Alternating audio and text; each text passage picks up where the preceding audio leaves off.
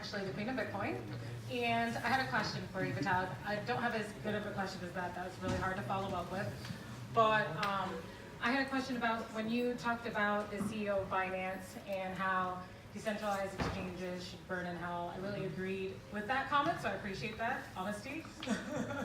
And I just wanted to see if you had any plans to come out with your own decentralized exchange or possibly a hybrid, as some hybrids are coming out as well.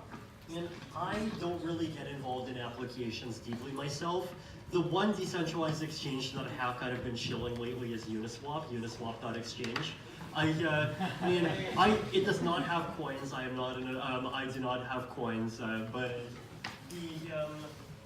the reason why I like it is basically because, like, first of all, it has extremely good usability. Like, you literally just send in one token, you get out another token within the same transaction. And also it is kind of very zero infrastructure, like it doesn't depend on any centralized kind of providers or systems whatsoever. And like basically anyone can spin an exchange up for any token. The one kind of weakness is that you need to be careful because there's relatively high slippage for larger trades. But it's a really interesting experiment that I'd encourage everyone to kind of look into more. And it's not the only one. I know that there's also a lot of there's work in all these other decentralized exchanges. There's, Kyber has been continuing to do well. Then, the plasma-based ones, so OMG is still moving forward, and so on and so forth. So it's a space that's definitely kind of fairly rapidly moving forward on its own at this point.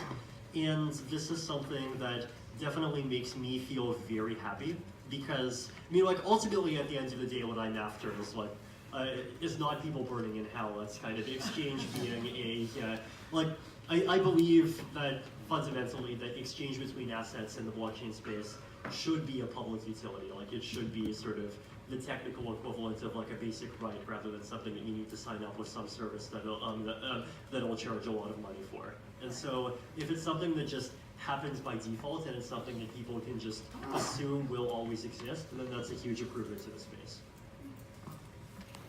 That's good. Next question. Come on.